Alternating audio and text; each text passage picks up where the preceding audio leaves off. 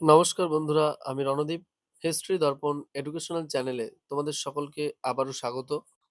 আজ আমাদের আলোচনার মূল বিষয় হলো, তোমরা যারা কল্যাণী ইউনিভার্সিটির অধীনস্থ দ্বিতীয় সেমিস্টারে পড়ছো এবং তোমাদের যাদের হিস্ট্রি মেজর রয়েছে, তোমাদের এই হিস্ট্রি মেজর থেকে কি ধরনের প্রশ্ন আসবে, কি ধরনের বই পড়তে হবে, সিলেবাসটা কি, এই সব সংক্রান্ত ভিডিও কিন্তু আমরা পূর্বেই পোস্ট করেছি। এবং এর পাশাপাশি তোমাদের এসিসি পেপার অর্থাৎ দ্বিতীয় সেমিস্টারের স্কিল এনহ্যান্সমেন্ট কোর্স, এই পেপারটার জন্য কি ধরনের বই পড়তে হবে এবং কি বিষয়গুলো পড়তে হবে এই পেপারে, সে সংক্রান্ত বইও কিন্তু আমরা বলে দিয়েছি। শুধু তাই না, এর পাশাপাশি সেই সংক্রান্ত কিছু গুরুত্বপূর্ণ প্রশ্নও কিন্তু আমরা আলোচনা করেছি। তা তোমরা যারা চ্যানেলে নতুন আছো অবশ্যই সেগুলো অবশ্যই দেখবে এবং চ্যানেলটিকে কিন্তু সাবস্ক্রাইব করতে ভুলো না। অবশ্যই সাবস্ক্রাইব করে নোটিফিকেশন অন করে রাখবে এবং তোমাদের প্রয়োজনীয় কোনো তথ্য বা কিছু যদি জানার হয় অবশ্যই তোমরা কমেন্ট বক্সে কমেন্ট করে জানাতে পারো।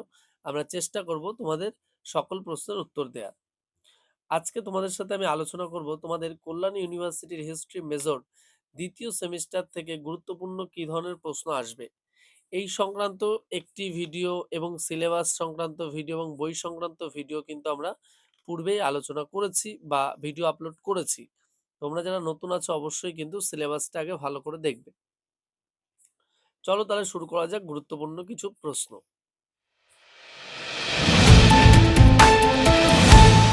দেখো, তোমাদের এই অধ্যায়টা কিন্তু পুরো বিশ্বের সভ্যতা ভিত্তিক যে আলোচনা সেটা নিয়ে কিন্তু রয়েছে। আর এর মধ্যে কিন্তু বেশ কিছু সভ্যতা কিন্তু আলোচনা করা হয়েছে। তার মধ্যে আমরা গুরুত্বপূর্ণ কিছু প্রশ্ন বলি। দেখো, প্রথম যে প্রশ্নটা বলবো সেটা হলো আজটেক সভ্যতা সম্পর্কে আলোচনা করো। অথবা প্রশ্নটা এভাবে আসতে পারে, আজটেক সভ্যতার সামাজিক, রাজনৈতিক, অর্থনৈতিক জীবন সম্পর্কে আলোচনা করো। অর্থাৎ পুরোটাই তোমাকে পড়তে হবে। অথবা 5 নম্বরে একটা ইন্ডিভিজুয়াল পার্টও দিতে পারে, যে আজটেকদের অর্থনৈতিক জীবনের সংক্ষিপ্ত পরিচয় দাও। এভাবে আসতে পারে। নেক্সট যে প্রশ্নটা সেটা হলো মিনোয়ান সভ্যতার অর্থনৈতিক অবস্থা কেমন ছিল সে সম্পর্কে আলোচনা করো। অথবা প্রশ্নটা এভাবেও থাকতে পারে যে মিনোয়ান সভ্যতা সামুদ্রিক বাণিজ্য, কৃষি ও অর্থনীতি কেমন ছিল। মানে বিভিন্নভাবে প্রশ্ন আসতে পারে, অর্থাৎ পুরো টপিকটা তোমাকে কভার করতে হবে, অর্থাৎ মিনোয়ান সভ্যতার পরিচয় দাও। নেক্সট যে প্রশ্নটা পড়তে হবে সেটা হলো মাইসেনীয় সভ্যতা সম্পর্কে আলোচনা করো। এটাও কিন্তু মোস্ট ইম্পর্টেন্ট। মাইসেনীয় সভ্যতার পরিচয় দাও, একই ধরনের প্রশ্ন। নেক্সট আরেকটা যে প্রশ্নটা তোমাদের পড়তে হবে, আক্কাদীয় সভ্যতা সম্পর্কে আলোচনা করো এবং এই আক্কাদীয় সভ্যতায় নারীদের ভূমিকা কেমন ছিল তার সংক্ষিপ্ত আকারে আলোচনা করো। প্রশ্নটা এভাবেও কিন্তু আসতে পারে। এথেন্সের প্রশাসন ব্যবস্থা সম্পর্কে আলোচনা করো, গুরুত্বপূর্ণ আরেকটি প্রশ্ন। এথেন্সের প্রশাসনের পাশাপাশি এথেন্সের কিন্তু নারীদের অবস্থানও তোমাদের পড়তে হবে। যে প্রশ্নগুলো তোমাদের সাথে আলোচনা করলাম এই প্রশ্নগুলো তোমরা যদি খুব ভালো করে পড়ো আশা করি তোমরা অনেক প্রশ্ন পেয়ে যাবে। এবং শুধুমাত্র এই যে 4-5টা প্রশ্ন বলছি তাই নয়, এর আগেও অর্থাৎ পূর্বেও কিন্তু আমি তোমাদের বেশ কিছু প্রশ্ন আলোচনা করেছি।